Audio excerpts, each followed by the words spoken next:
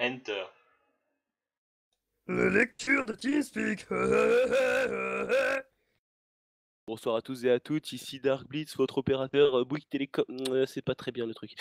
Je suis ici avec quelques compagnons pour vous lire White Pat ou la résignation vaine, une fiction écrite par Crane, avec les tags aventure, comédie et sombre.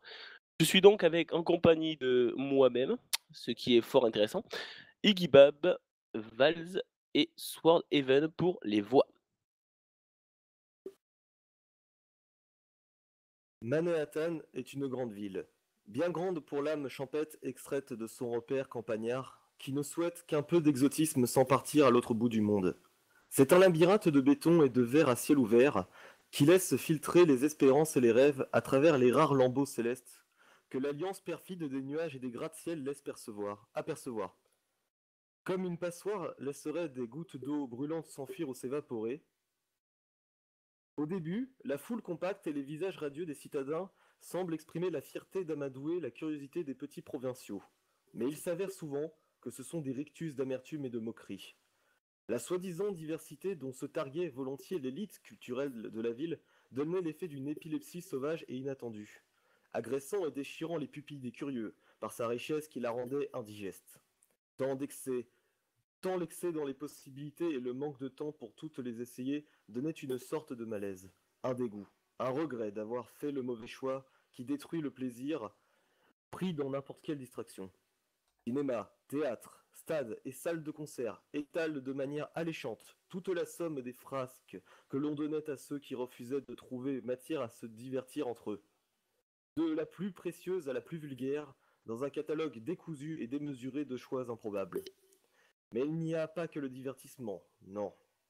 Même dans cette arène houleuse qu'est une grande ville, il y a quelques îlots spirituels où la marque de la tranquillité s'inscrit dans toute sa bienfaisance. Souffle d'air frais dans une fournaise. La librairie, au lecteur ferré, fait partie de ces quelques rares sanctuaires. Mais ce n'est pas elle, ni son propriétaire, un poney fort honorable au passage, qui nous intéresse ici. Parmi les travailleurs les plus humbles, dont les plus discrets, un petit élément pour le moins perdu, mais qui, pour quelques raisons que nous développerons, se trouve être d'intérêt. Son nom était Wet Place, en hommage à la couleur immaculée de son pelage. Il était une licorne à la longue crinière noire et aux yeux verts. Après une enfance dans une ville perdue, quoique d'une certaine importance, au centre d'Equestria, il avait cru utile de tenter quelques études, qui furent achevées précocement par sa fainéantise. Aussi partir et trouver un petit travail sans ambition était pour lui la plus formidable des victoires. Il n'avait jamais cru utile de faire preuve de courage et d'ambition, considérant la vie du bout de sa tasse de café matinal. Même ses connaissances magiques ne dépassaient pas le stade ô combien primaire de la télékinésie. Ce qui lui restait malgré tout utile, son travail consistant à balayer le sol des rayons, en pleine nuit, avant d'assurer la fermeture complète. Toute sa physionomie tendait à tour vers la timidité, la lassitude physique et le flegme je m'en foutisme des auteurs qui appréciaient et qui tentaient en vain d'imiter, quand son désir d'écrire prenait instinctivement le dessus de sa paresse. Il avait un salaire suffisant pour assurer sa survie et tout le superflu qu'un jeune poney de 19 ans est en droit d'exiger. Il habitait chez un oncle, qui essayait de déranger le moins possible, et il restait en bonne intelligence. La seule once de regret qu'il eût pu éprouver fut celle de laisser ses amis dans sa ville natale. Mais le travail, aussi maigre et peu important soit-il, a la vertu de stimuler l'esprit de celui qui l'a bien réalisé. Ainsi donc, une nuit de printemps, cet individu, pour le moins flou et inintéressant, balayait mollement la réserve située juste derrière la boutique, à proprement parler, traînant confusément avec sa magie son balai de droite vers la gauche, sans bien faire attention à ses gestes dont il avait pris l'habitude. Et comme d'habitude, il faisait traîner un écouteur qui sortait de la poche de son large manteau, dans son oreille. Bien que celui-ci ne sorte plus aucun son depuis une heure. Comme d'habitude, sa longue crinière est en bazar, et son œil a l'air alourdi par le poids de poches violacées et pendantes. C'était un soir où tout était comme d'habitude, et tout aurait dû le rester. Car c'est ce bruit si particulier, un bruit de zap caractéristique d'un sort qu'une licorne jette, qui a interrompu la transe somnolente de Wet Pass. Dans un réflexe de peur, il se cabra de façon extrêmement silencieuse au bruit de ce son qu'il n'avait pas à sa place, et tenta en vain de se calmer, et cherchant à se résumer la situation mentalement. Les employés sont censés être partis depuis au moins 3 heures et même. Aucun d'entre eux ne lance de sort la journée. Une raie de lumière bleue sombre passa légèrement sous le seuil de la porte, qui menait au centre de la boutique le fit frémir. Un cambrioleur et un magicien. Une licorne sera sûrement téléportée, ce qui expliquerait le bruit. Mais pas la lumière étrange.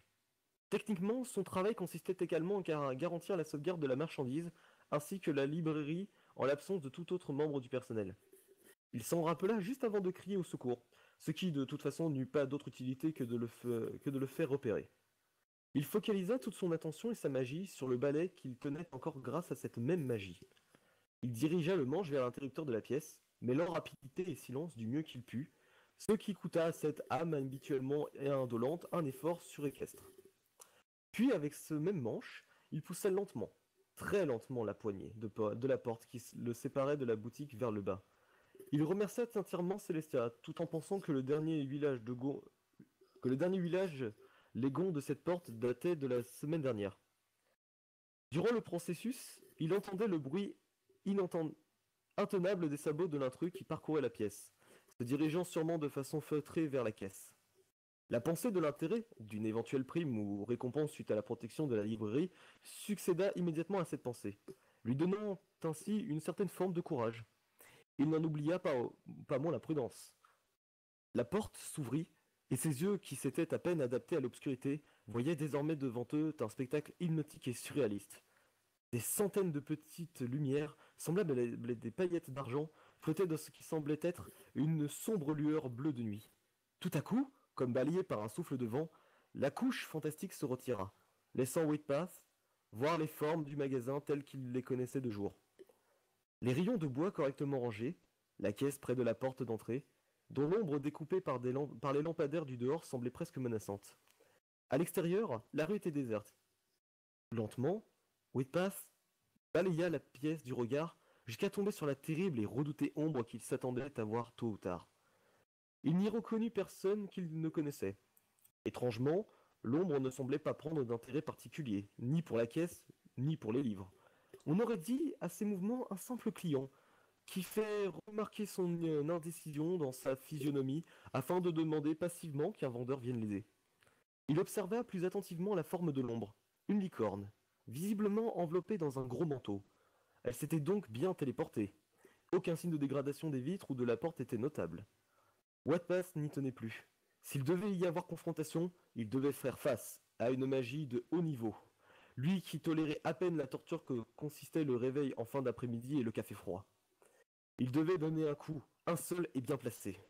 Il s'avança à trot de velours et concentra toute sa magie dans son balai pour ce coup. Il ne fut pas assez fort.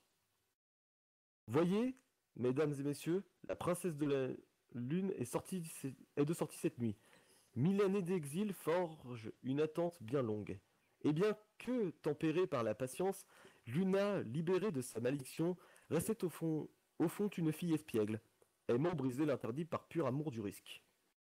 Au reste, des bêtises sans grande méchanceté, il s'agissait juste chaque nuit de choisir une bâtisse, au reste, où s'introduire, faire sursauter les occupants et repartir aussitôt, toute fière et le cœur battant de son courage immature. Les actions se sont multipliées en campagne, ce qui fait que les villes n'y étaient pas familières. Et c'est cette raison, ajoutée à une ambition de réaliser la farce parfaite qui poussait désormais Luna vers Manhattan, durant un mois, 30 pauvres âmes recevaient la terreur de leur vie, ainsi qu'un pain. Luna was here.